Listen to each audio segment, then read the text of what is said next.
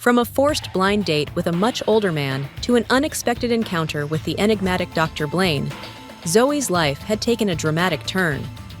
Blaine's intervention, while initially helpful, quickly escalated into a whirlwind of passion and possessiveness.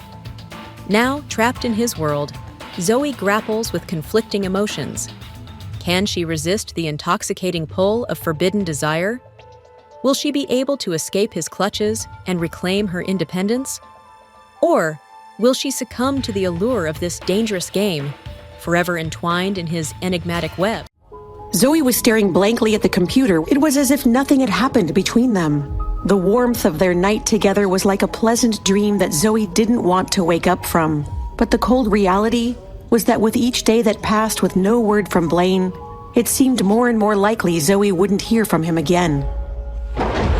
Zoey had left work early to meet a client at a cafe downtown. After she finished her meeting, Zoey walked outside and discovered it was starting to drizzle. Deciding to try to ride out the worst of it, Zoey ducked under the awning of the drugstore on the corner. Shaking out her purse and trying to wipe the rain off her face with her hand, Zoey looked up, and that's when she saw him. Blaine. He was across the street. Zoey was delighted and was ready to cross the street and greet him, but unexpectedly, Blaine suddenly stopped when a beautiful woman rushed under his umbrella and hugged him tightly. And Blaine didn't push away the woman in his embrace. Instead, he reached out and hugged her back. Zoey was stunned. Zoey could hear the sound of her heart splitting in two as she watched them. Zoey felt as if something heavy was wrapping around her chest. She took a deep breath and felt a sharp pain in her heart. It was well after midnight when Zoey left Max's new hospital and was about to go home, when her phone vibrated in her purse and a text message popped up. It was a message from Blaine. Zoey was surprised. The information was simple and concise. Come to the hospital in 10 minutes. Zoey was speechless. How did he know she was only 10 minutes away? Although Blaine had said that Zoey, as his mistress, had to do as he wished, she disagreed. Not to mention that after what she had witnessed earlier, she was not in the mood to resume their affair. Zoey didn't want to see Blaine's face, let alone sleep with him. Zoey's phone vibrated with another text. Blaine again. It's fine if you don't come, but you will default on our agreement and your credit card will be suspended. Zoey felt a headache starting. Was Blaine torturing her on purpose? She didn't know what was on his mind. She felt she had no choice. So Zoey turned the car around and headed to St. Mary's Hospital. As she drove, she reminded herself that this was for Max. There was nothing else between her and Blaine. There couldn't be. He has nothing to do with you. Standing outside their office's glass door, she saw him chatting happily with David and Jose. Then, as if he sensed Zoey's presence outside the door, Blaine suddenly turned around and his gaze fell on Zoey's expressionless face. Zoey hated this. She felt he was treating her like a pet dog, expecting her to come when he called. She slightly straightened her body and waited for him to get close. Zoey curled her lips and said with an expressionless face, "You owe me money for the gas to get here." Blaine narrowed his eyes, crossed his arms over his chest, and clucked his tongue in disbelief. "Zoey, you are really something else." "Yes, I'm just low class and common, aren't I? How can someone like me compare to the high society ladies, right?" Zoey blurted out, not even thinking about what she was saying and instantly wanting to take her words back. Damn it, Zoey thought. Now she sounded jealous. Zoey waved her hands in front of her. "Blaine, never mind. I don't need you to escort me out. Forget the gas money. This one's on me." Blaine dragged the still reluctant Zoey out of the hospital and into the parking lot. They walked silently until they reached Zoey's car, and she unlocked the door. "You saw me this afternoon?" Blaine casually asked Zoey. Zoey was stunned for a second. "I'm not blind and she's not transparent," she said indifferently. Blaine's fingers tapped rhythmically on the top of Zoey's car door. He tilted his head to the side and asked Zoey with a smile, "Jealous?" "Jealous? Why would I be jealous?" Zoey smirked, concealing the unhappiness in her heart. "Wasn't mistress rule number 1 that it's none of my business who else you sleep with?" As soon as Zoey finished speaking, Blaine's smile vanished and his face darkened. He was angry. For a moment, Blaine looked like he was about to say something to Zoey, but then he just slapped the roof of her car, turned, and walked away. When Zoey returned home, she was surprised to find that Ziva was still awake. As the news went to commercial break, Zoey asked, "Ziva, why are you still up? It's so late." Ziva looked bitterly at Zoey. "Sis, Dr. Dexter will be heading to the front lines of Mexico City to provide medical support tomorrow." "What?" Zoey was stunned. She looked at her sister in astonishment, thinking she had misheard. Ziva pointed at the news on the television, her face filled with unsympathetic tears.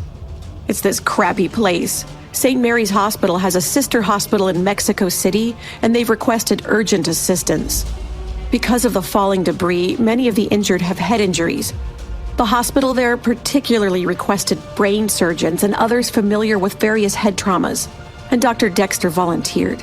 He leaves at 6 a.m. tomorrow." Zoey was surprised and couldn't help but ask, "What time is his plane?" 6 o'clock, Ziva answered without thinking. Zoey tried to sleep that night, but she couldn't. After she heard Ziva leave for the airport, she lay there for a few minutes before throwing off her covers. Zoey couldn't help herself. She quickly got dressed and followed Ziva to the airport.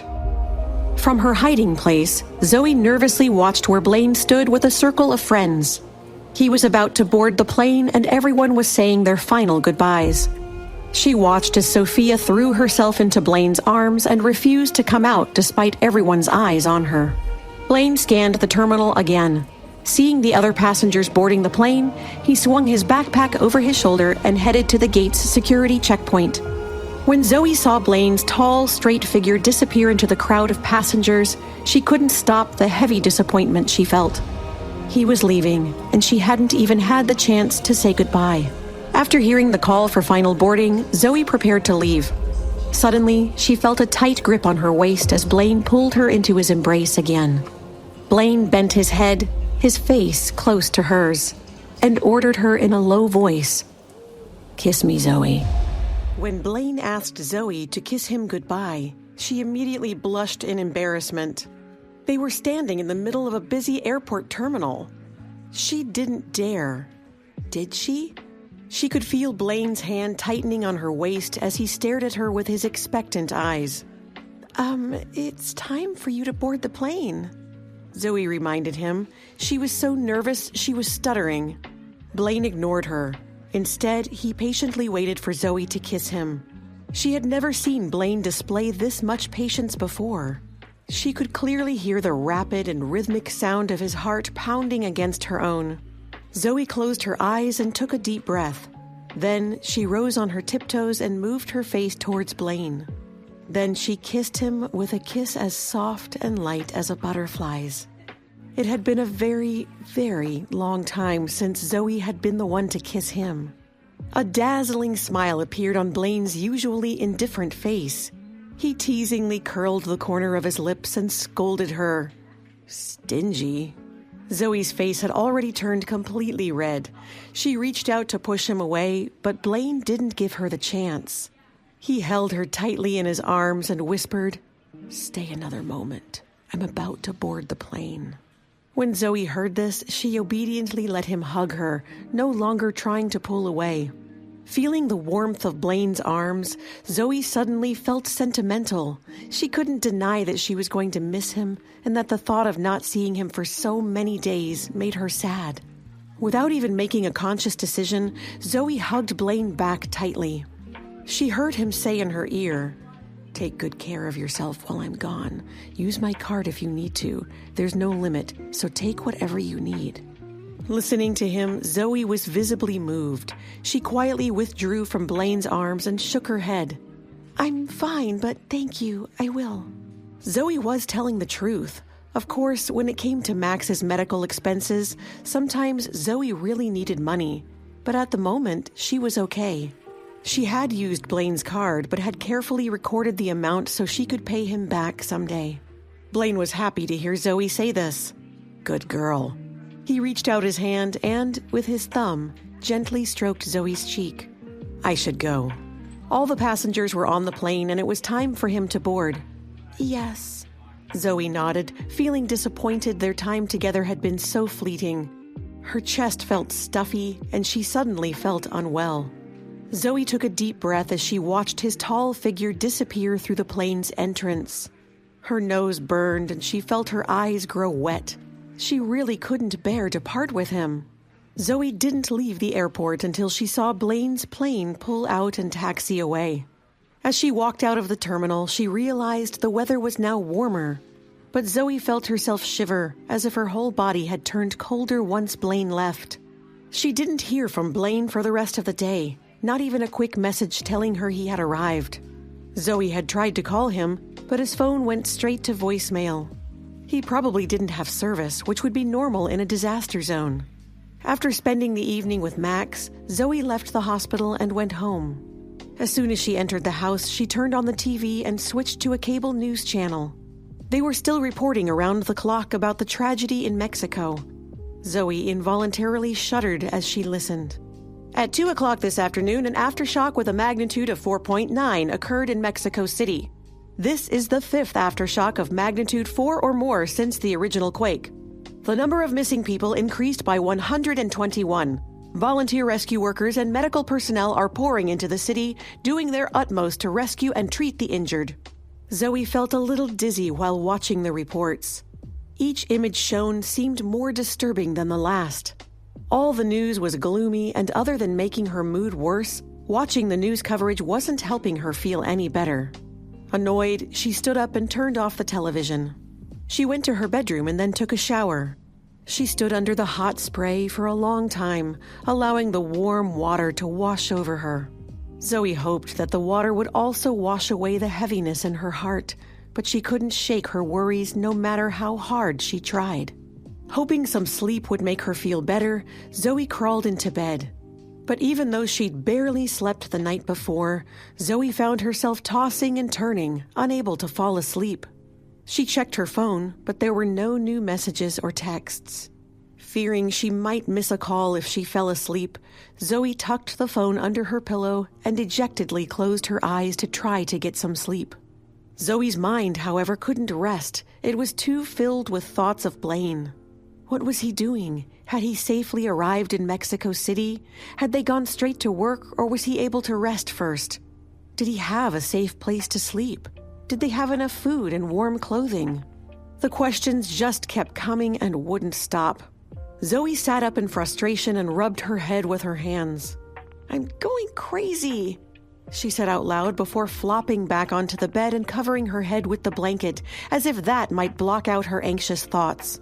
In her frazzled state, it took Zoey a long moment to realize the sound she suddenly heard was her cell phone ringing.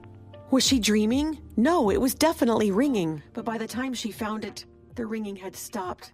Damn it! Zoey anxiously cursed to herself. She swiped through the missed call log. Her fingers were still trembling as they landed on the screen. She had a call from an unknown number, but the call had come from a Mexico City area code. Blaine had called. Zoey quickly called back and anxiously waited for him to pick up. Zoey let out a breath she didn't know she'd been holding in a frustrated puff when the cold, mechanical voice answered the phone. "Sorry, the number you dialed is temporarily out of service. Please hang up and try again later." Beep, beep, beep. Zoey slammed her hand down on the pillow. No, no, no! She couldn't have missed Blaine's call. She quickly hung up the phone and dialed again. This time the phone rang and rang, but no one picked up. Zoey was about to hang up in despair when suddenly a deep, magnetic voice filled her ears. "It's me." All of Zoey's anxiety disappeared at the sound of Blaine's voice. All that was left was the pain and emotion that had settled in her heart. "I thought you weren't going to answer the phone." Zoey's voice cracked as she held back her sobs of relief. "I left, but then I came back," Blaine told her. "After I called and you didn't pick up, I figured you had gone to bed, and I didn't want to wake you. But after I started walking away, I decided to turn back, and then I heard the phone ringing." Blaine didn't tell Zoey that he had to walk several miles to a payphone to make his call, and he wanted to hear her voice before he returned to camp. "I tried calling you, but it said your cell phone wasn't in service," Zoey softly said as she snuggled under the covers to talk to him, her relief palpable. After hearing his voice, her heart stopped racing, and she even found herself smiling. "There's no cell service. All cell towers are down, and only emergency calls are routed through," Blaine explained. Zoey was surprised. "How did you call me without a signal?" she asked. Blaine chuckled softly. "Of course, I have my ways." Zoey couldn't help but laugh too, before asking him, "How are things going there?" "Not good," Blaine answered her without thinking. Zoey frowned and asked anxiously, "Why?" "Because you're not here." His deep voice settled over Zoey like a warm blanket, and his words made her feel like she was floating on a cloud. Zoey listened intently as Blaine described the chaos and devastation surrounding him. His voice, though weary, held a reassuring warmth that soothed her anxieties. She knew, deep down, that despite the distance and the uncertainty, she and Blaine would weather this storm together. Will Blaine return home safely? Will they ever meet again? What is exactly happening to Blaine there? Hi, Zoey here. If you are wondering what happens next, then download the Pocket FM app and listen to the exciting episodes of Rekindled Heartache now.